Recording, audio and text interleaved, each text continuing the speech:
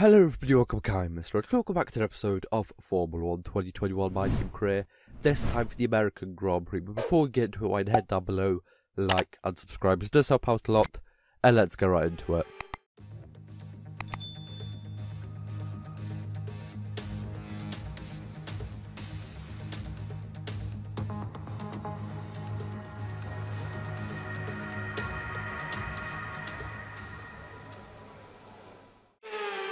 So here I am out for my flying lap around Circuit of the Americas, over here in Texas, of course. Quite an okay track, to be honest, nothing really too special. Of course, it's basically loads of other corners taken from different popular circuits, basically mashed together into one circuit, and honestly, not too bad that you can overtake over here, which is always good. It does feel quite nice in qualifying when you do have a nice car. The first sector, when you get it right, like in Japan or something like that, when you perfectly just basically go through perfectly, hit every apex and stuff, it just feels very satisfying that that you basically are doing a good job and stuff. But here I am on my third flying lap, currently in P16 and about 2/10 up. Are we going to be able to move up any places? We move down to P17 as someone goes faster than us over there. It is going to be interesting to see if we can claw any time back in the final sector over there. A bit wide over there. Really going to watch it through this corner over there. Really easy to spin if you go on the throttle too fast over there. And now this is kind of like the turkey kind of turn 10 replica, but the other way around. And here we go into the final corner. 2/10 up, kind of lost a bit of time over there. We're going to gain any time on the entrance, a bit wide over there, didn't make contact with the apex, but gained some time at about 2/10 gained, and we move back up to P16, which is, I guess, better than staying in P17. Bottas on pole from Verstappen, and from Daniel Ricciardo in the McLaren in P3. But I guess we're going to see if we can score any points, if, well, anything interesting is going to happen, so let's get right into the race. Here we are then in one of the fastest growing cities in the United States, the fabulous Austin, in the great state of Texas. The circuit itself 14 miles southeast of the city centre and home to the US Grand Prix since 2012. The latest in a long list of iconic tracks to have that honour. It's the Circuit of the Americas then, situated 14 miles outside the great city of Austin. This is the 3.6-mile lap with 20 corners, 10 each to the left and to the right, and top speeds of around 200 miles per hour. Overtaking opportunities are available into turns 1 and 12, especially with that rear wing DRS wide open. Also here, of course, is Anthony Davidson. Let's have a chat about McLaren. What do you make of their performance so far this season? Well, the atmosphere within that team seems very positive at the moment. Everyone seems like they're in great spirits and having a lot of fun doing what they do, and that's definitely contributed to the performances we've seen. Let's run you through the driver grid order for today's exciting race. Valtteri Bottas lines up on pole position, and P2 goes to Daniel Ricciardo, a strong showing from the Australian. Looking down the rest of the grid, we have Perez, Leclerc, Fernando Alonso, and Tsunoda. Gasly, Verstappen, they've taken a grid penalty. Stroll and Lewis Hamilton. Raikkonen, red. Carlos Sainz and Russell. Norris, Vettel, Nikita Mazepin and Esteban Ocon. Giovinazzi, they'll be starting further back after an earlier grid penalty. Latifi, Eilert and Mick Schumacher. That's it then, it's time to go racing as we head to trackside for today's race. So you might have qualified P16, but you actually start in P12 as a couple of people have penalties once again, but we are the only ones started on the medium tyres, so we are going to be quite slow off the start, dropping down to P15, 16, 17 right at the back, but we do kind of find a way past with Ocon over there, who gets about 4 positions gained straight away. We move up to P15. There's a virtual safety car straight away. I'm not really sure why. There is a couple cars that dropped back a little bit, but I know that's kind of natural, kind of a face appearing. But we drop down from P12 to P15. we do gain 2 places back into the first corner over there, where we kind of dived down the inside. Now over here, really not the best overtake over there. Made contact with Norris over there, and well, definitely could have been avoided, but I was kind of already kind of committed to the dive. Norris could have maybe pulled out and given me some space over there, I'm not too sure. But we move on to lap 3, of course. DRS activated. We are in a kind of DRS string behind us, but luckily we do have a really fast car in a straight line. But over here on lap 7, get a bad exit out of the final corner, try and send it down the inside, but we go a bit too deep, nearly lose the car, really wobbly on the exit, and Vettel gets past. Russell tries to go around the outside, but those soft tyres are really going down, and as you can see on the back straight over here, DRS activated, ERS on, and we're going to send it down the inside of Sebastian Vettel over here. I'm pretty sure there was no contact over there. We get past, up into P13 once again. As I said, those soft tyres are slowly going off. And on lap 9, as you can see, people pitting for the first time over here. We move up to P9, which is quite good, ahead of Alonso, just ahead of Alonso. And he did just pit for new tyres over there, so he's going to be a lot faster than us over here.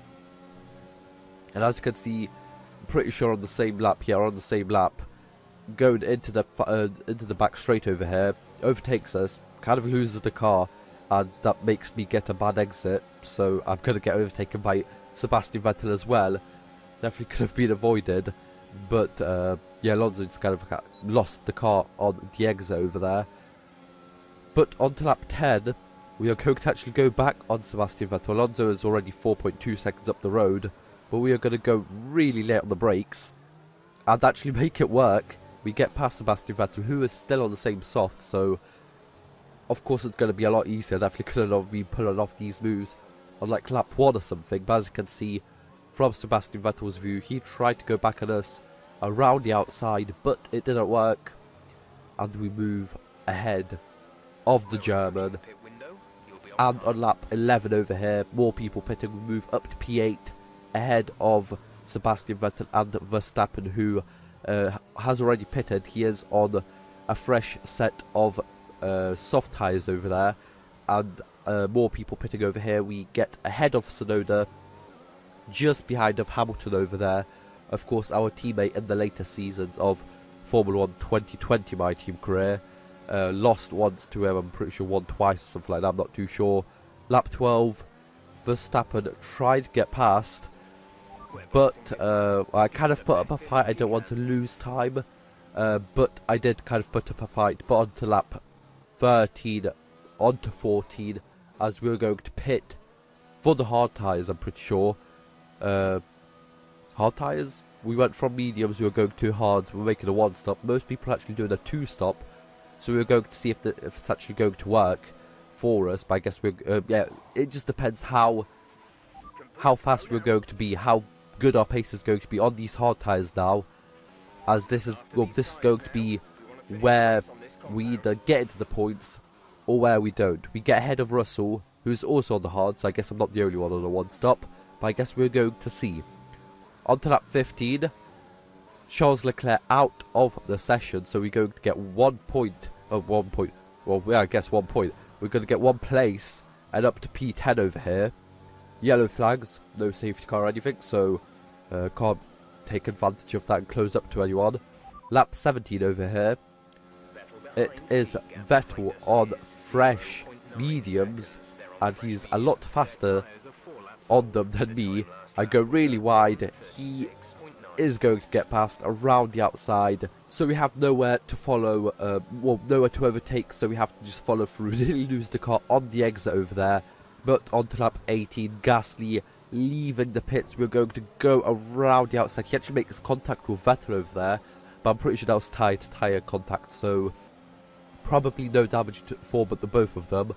And on lap 19, we get past Stroll over there, but of course these are guys who just left the pit lane on a fresh set of mediums, and we are on a kind of worn set of hards. Now over here, as you saw, I had to do a double check a double take over there just to see if it's actually what I'm seeing. And yes, I wanted to get past Vettel, but I was looking back just to make sure that Stroll isn't going to get a good slipstream off me. And I find out that I'm pretty sure it's like controlled electronics or something like that, I'm pretty sure something like that, is quite worn out. And in turn, that's making me, well, basically spit out a nice kind of bit of smoke out the back of the car. And I'm not really sure if I'm 100% sure over there. I'm not sure if I'm not sure if that actually makes the car slower, but I definitely felt slower at this stage. Maybe it was just the tyres, but it was definitely these last, like, what, 8-9 laps, definitely quite challenging. As lap 25, Nicholas Latifi is out of this race, as we see over here. I'm pretty sure that is 2 DNFs for him, to be honest. 2 in a row. And here is the view that I'm pretty sure Daniel Ricciardo or Norris are seeing behind me, which is, you know, quite nice. Can't really see much. It's actually Norris who's actually been overtaken by Stroll now. We are on the final lap. Stroll does have DRS. He is going to get past me. I'm going to try and squeeze him as much as I can without, well, throwing him off the road.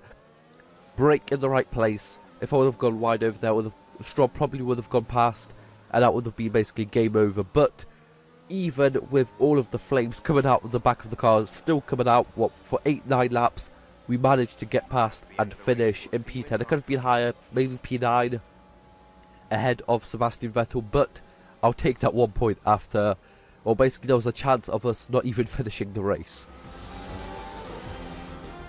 That's a spectacular victory then, and with it, the championship is secure. It's been a magnificent season, and they thoroughly deserve the cheers of the crowd here today. Anthony Davidson, how do you think they were able to set themselves apart today?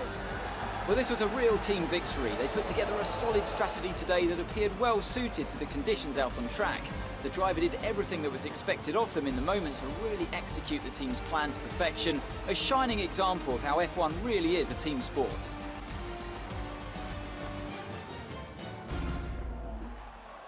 After an excellent performance at the Grand Prix, I'm sure there'll be plenty of celebrations tonight amongst the Mercedes team, and they certainly deserve it.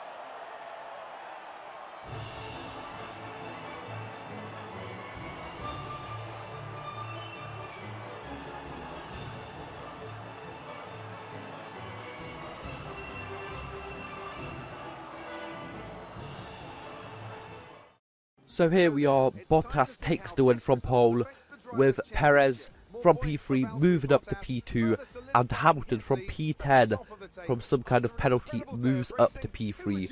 We move from P12 to P10, get that 1 point, try to get close to Sebastian Vettel, and kind of moving away from Stroll in the driver's standings. In the constructors, we lose massively to Alpine, who are behind us, about 10 points behind us, and now they are about 20 or 15 points ahead.